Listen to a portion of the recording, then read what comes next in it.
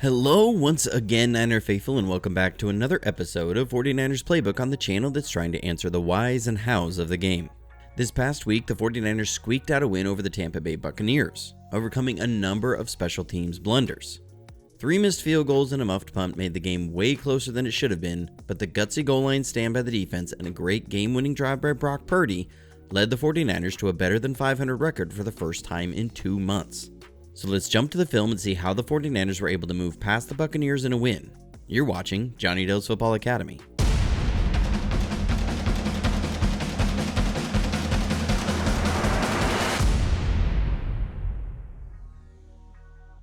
First, I want to say a huge thank you to Power Brand Systems. Whether you're a small business owner, content creator, or are looking to expand your reach, check out Power Brand Systems. They are the ones who've built my members' website, jfa49.com.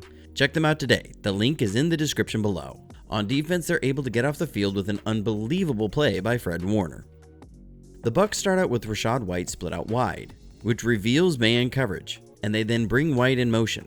And they love this call versus our defense. They're running a mesh concept to White in motion. This is a classic man beater. The mesh looks to create meshing rub action that would force Campbell to have to work through a ton of traffic to stay on White.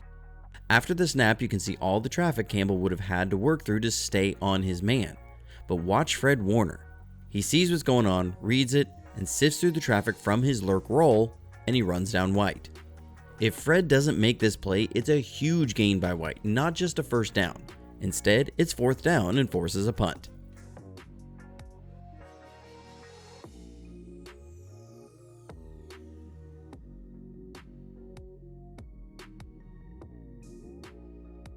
On the second drive of the game for the 49ers, they were able to move the ball well, and the impact of the return of Christian McCaffrey already showed up. This is how you're able to get more options for how they do things they normally do. One of our staples is the slide concept, which will fake a wide zone one way and come with a 3-level movement pass the other. Because you have special players like McCaffrey and Debo, you're able to fake McCaffrey as a blocker and then let him out in the flat. Even with McCollum in great position on McCaffrey, he's able to win in space to convert a first down.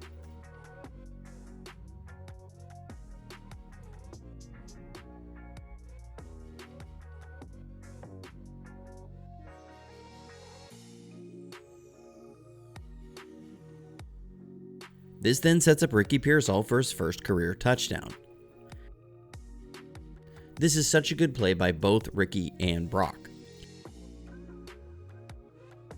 The Bucs are in a combo coverage here to attack one of our staple plays, a 4-strong pass. We do this a lot where we'll have 4 receivers to one side, and on the backside we'll have a receiver on a slant, sometimes a quick out. So what the Bucs are doing is doubling Jennings, then rolling coverage over the 4 receiver side. They have Whitehead on a peel rush, which is he's going to blitz but peel off to protect against any quick screens, then play a half-field 2-deep fire zone. And that's a mouthful, but it means you'll have 1 deep and 3 underneath zone defenders. We're running a double dig concept, or what Kyle calls a follow concept, which creates a horizontal stretch. This is Brock Purdy at his best. He identifies the coverage so quickly and reads Alante David take the first dig, and you'll see it best from the end zone, but he gives a hard look off to Anquan Winfield, which is why Ricky will have a crease for a run after the catch. But the anticipation on the throw is so good, and Ricky shows off his explosive speed to get in for his first career touchdown.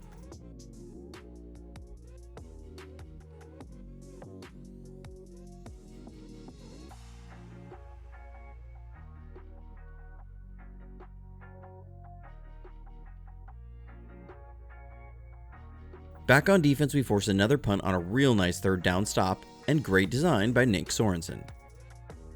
One thing we haven't done as good of a job this season is disguising some coverages, but they do a great job here. We're showing 2 high safeties with a man coverage alignment. The Bucs motion into a bunch and they're running a short dagger concept and a now return route. Baker likes what he thinks is going to be the matchup of Devondre Campbell on K. Dotton on an inbreaker into the soft area of what looks like cover 2 man. At the snap, we're dropping into Tampa 2 zone with Deommodore Lenoir playing the mic. The cover 2 zone takes away the now return, and Demo does a fantastic job reading the zone beater and settling right into the throwing lane of Otton's basic route, taking away where Baker wanted to go with the ball. which gave the pass rush time to get home, and Debo knew he caused that sack.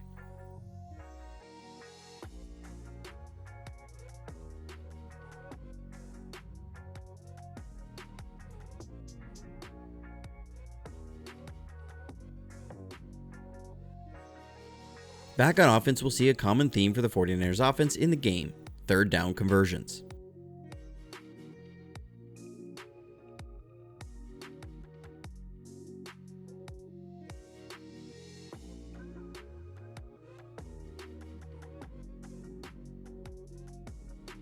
We start out with Debo in motion, and with no one traveling, reveals zone coverage.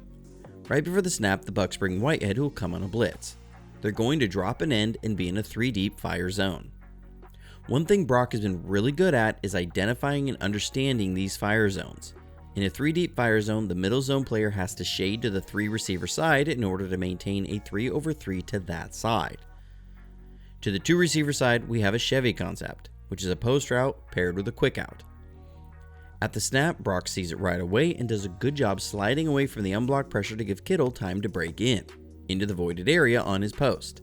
It's not the most accurate throw, but it's good enough to get the first down, and a great job by George Kittle.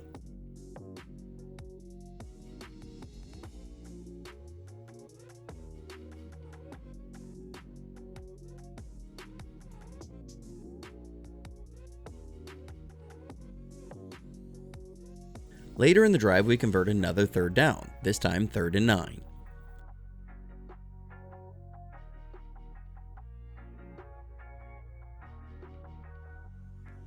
This just shows how much attention teams are giving to Debo Samuel and Christian McCaffrey. We start out with Debo out wide and Jennings in the slot. We motion Debo in and are going to have him and Kittle on a sucker concept, or what Kyle calls pull shallow. With the motion to the stack though, you'll see McCollum back out in a check. They were in cover 2 but convert that side to cover 4, so it's cover 6. We have Jennings on a scout route, which is a 10-yard out route. At the snap, you can see all the eyes that Debo draws. That puts McCollum on an island against Juwan Jennings. And look at how early Brock Purdy makes this throw. It's a big conversion for a first down.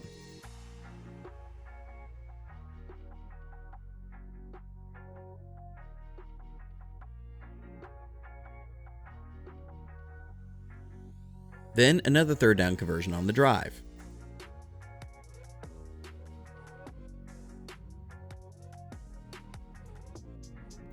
After getting beat on third down on a 5-man rush, then a 4-man rush, Bulls will dial up a sim pressure or simulated pressure. They'll make this look like a 6-man rush, but drop both defensive tackles out, and this is cover 3 zone behind it. We have a flood concept dialed up, which is a go route, a deep out, and a flat route, and it creates a 3-level vertical stretch. Brock sees the flat defender attack McCaffrey and knows he'll have Jennings open. Again, he throws it early and will actually lead Jennings back down away from McCollum.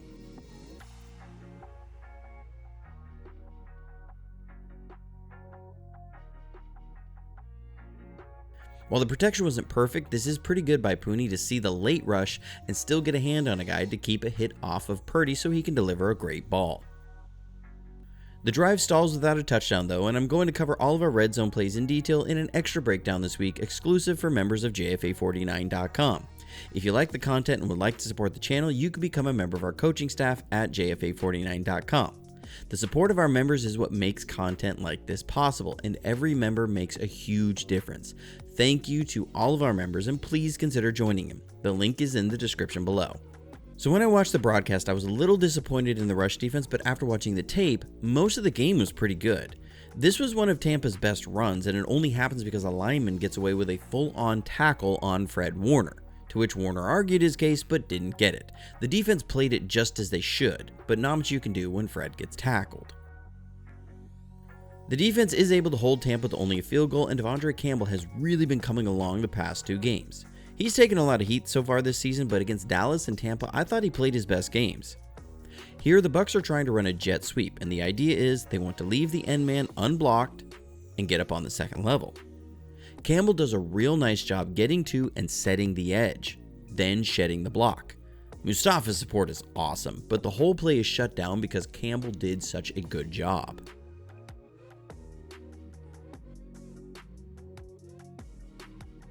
Back on offense, we get going with an explosive Juwan Jennings, and this just starts looking like 49ers football.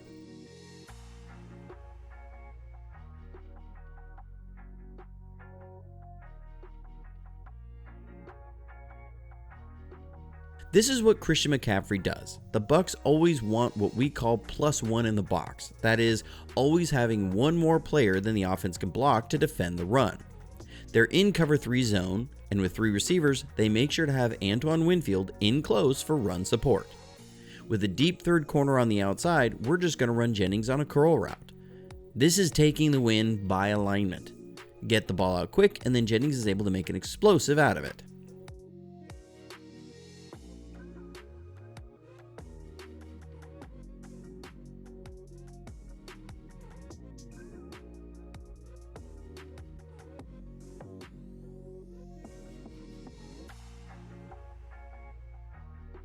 Unfortunately, it's all for naught as Jake Moody misses the field goal right before the half.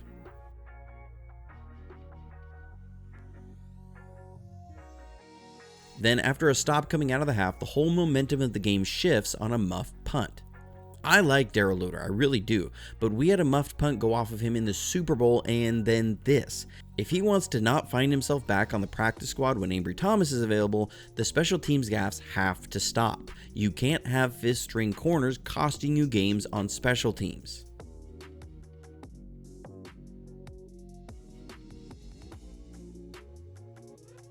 Like I said earlier, a couple of runs we gave up were guys getting tackled in the hole. Here, it was Diamador Lenore.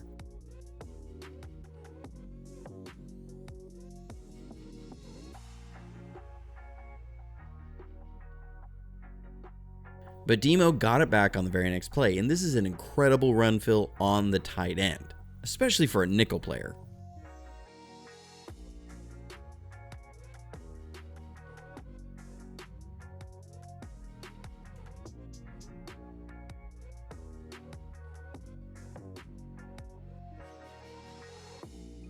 On third down though, Bosa gets undisciplined off the edge and doesn't main contain, and we give up a run for a first down. When you give up first downs, bad things happen.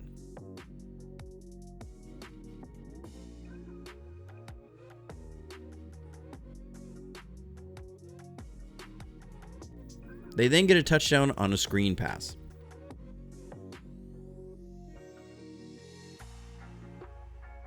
This is a heck of a play by Rachaad White. Fred Warner looks like he's got him dead to rights, but a wicked jump cut gets him in for the touchdown. Back on offense, we're able to move the ball, and it was vintage 49ers. This was my favorite play of the drive. Third down, and it was so good.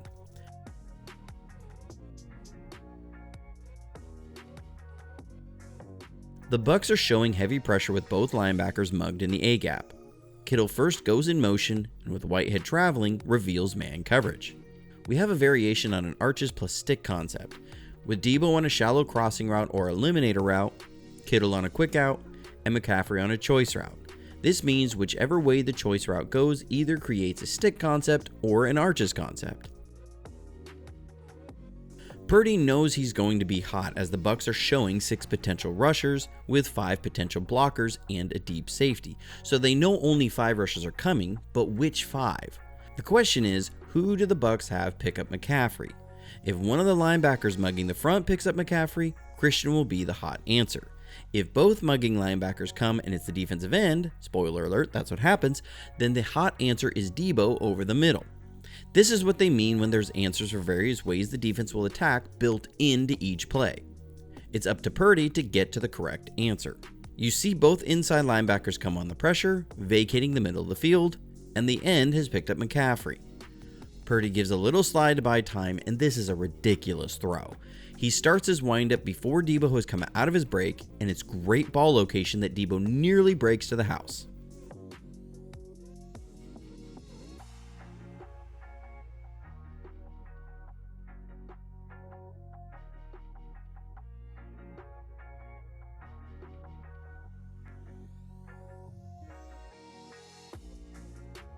A few plays later, we get another great answer from Purdy.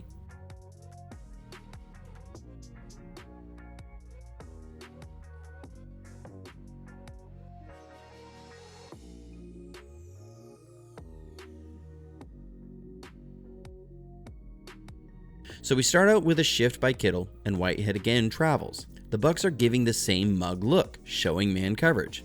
This time they're going to drop Diaby out to help on Debo over the middle, who just beat them versus this look. We have Jennings and McCaffrey on a choice concept, which is a corner route paired with a choice route. Brock sees the coverage at the snap and works to McCaffrey on the choice. Tampa is only bringing 4 rushers, but Pooney didn't do a great job protecting Brendel on a stunt, and they get quick pressure. But another pinpoint throw from an off platform nets the 49ers a first down.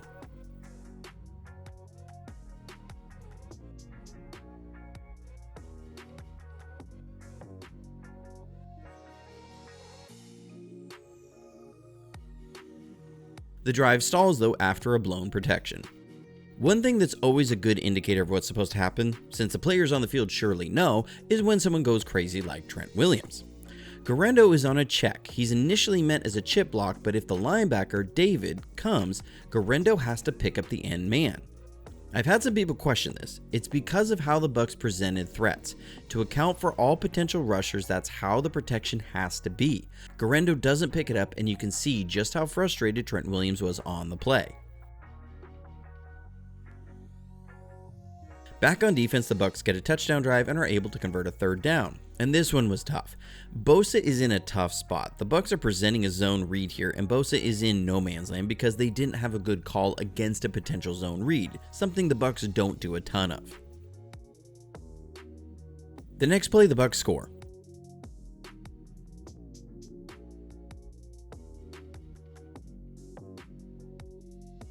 So we'd been much better against this play this year than last year, but give him an explosive for a touchdown.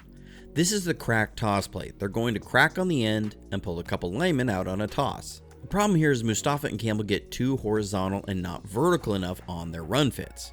Campbell is trying hard to work around his blocker, and Mustafa is as well. When you have 2 outside lane guys going over their blocks and Fred Warner coming under his block, this isn't great lane integrity, and no one is forcing Irvin off of his line. What you really need to see is both Mustafa and Campbell get more vertical, press the line, and force Irving to move.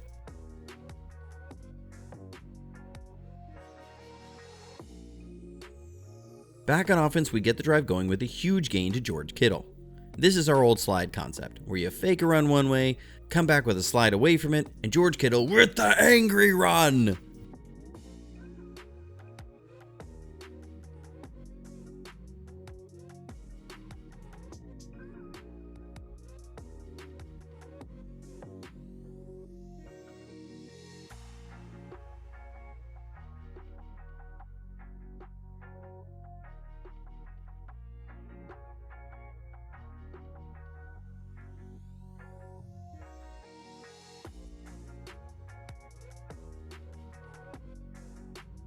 But Moody misses the field goal.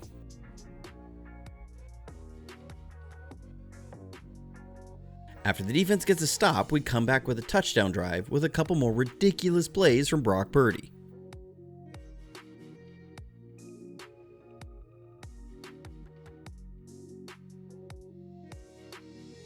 This is first down, and we're in a run package with Juice on the field. We send Juice in motion, and with the linebacker traveling, reveals man coverage. This is where Purdy knows where he wants to go with the ball. We have a basic concept dialed up, which is a basic route paired with a rail route from McCaffrey. There's a miscommunication of some kind on the line. I can't say for certain what it is. It looks like it's on Trent Williams, but I can't say exactly what happened. But this throw from Brock Purdy is wild. I thought he was throwing the ball away during the broadcast, but look how early this ball comes out and the ball placement to McCaffrey, who nearly breaks us for a touchdown.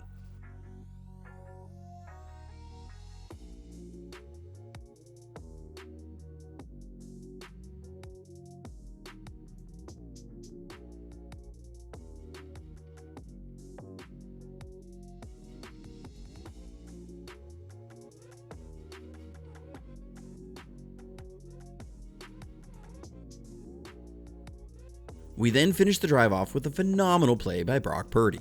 So like we saw earlier, we have McCaffrey on a choice concept, this time with George Kittle. We're expecting a similar look to what they've gotten before. This time, good call by Bowles to mix it up. He shows cover 4, then drops into cover 3 buzz, which brackets McCaffrey and really takes everything away. But what Brock has brought is the ability to make the second play. The throw on the run, into the tight window. This is awesome.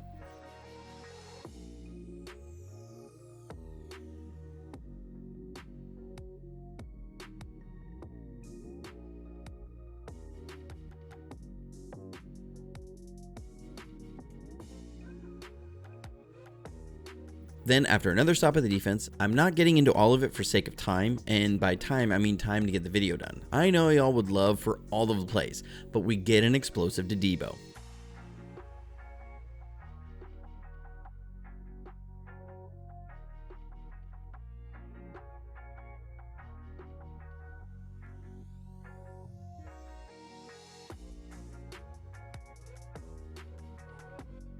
This is really nice design by Kyle and execution by Brock.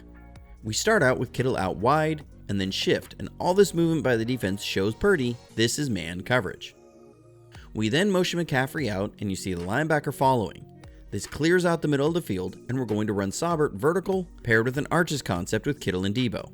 The clear out by Saubert creates interference action. Then we have McCaffrey on an under route.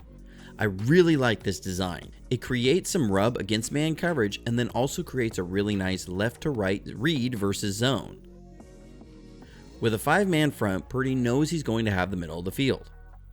At the snap, you can see how Saubert's vertical route forces Funderburk to play this route for possible interference for an outbreaker, which creates the space Debo needs. This is a crazy throw from Brock though. The protection didn't hold up great as Purdy's going to see color flash in front of him, and he makes this on a jump pass.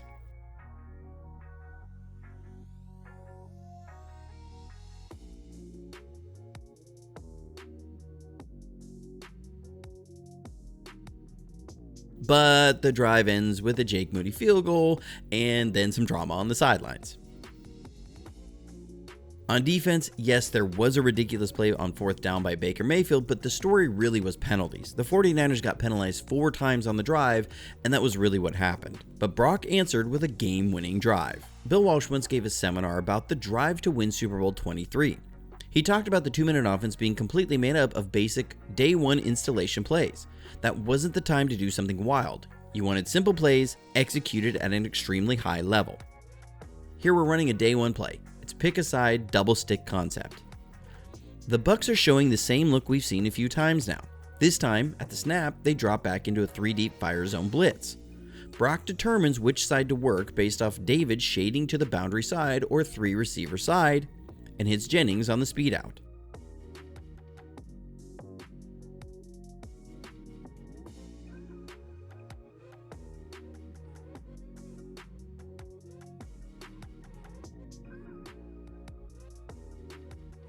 So it worked once, run it again. Double stick concept. This time we bring Ricky in motion and it reveals man coverage.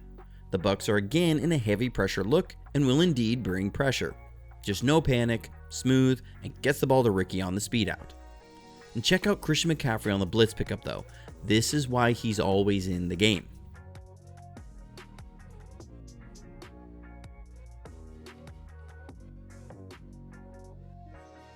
Next, we're going to come with a double post, or in this variation, what Kyle calls a Skinner concept. Jennings is going to run a through route, and Pearsall on a widened Skinner route. First, the line holds up really well versus the 5-man pressure, which we also kept Kittle in a block and he held up really well. The through route grabs Winfield, and the protection allows Ricky Pearsall time to uncover, and another great ball and just so calm by Brock Purdy. He slides a little away to buy time and delivers a great ball.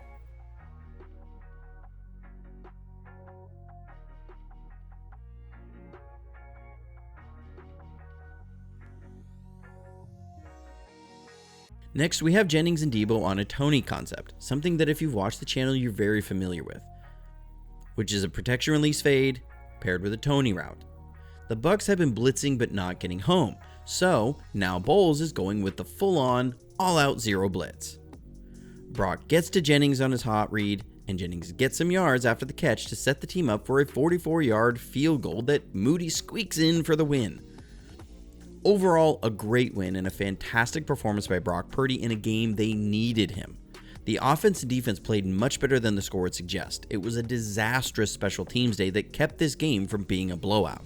The 49ers have got to figure out their special teams issues because the rest of the team is really starting to put it together, and with a special teams unit just getting out of the way, this is a 49ers team that can and should beat anyone in the league. Hope you enjoyed the video. Like and subscribe if you haven't already, and be sure to hit the notifications button to be alerted to when a video goes live. But until next time, stay safe, stay healthy, and go Niners!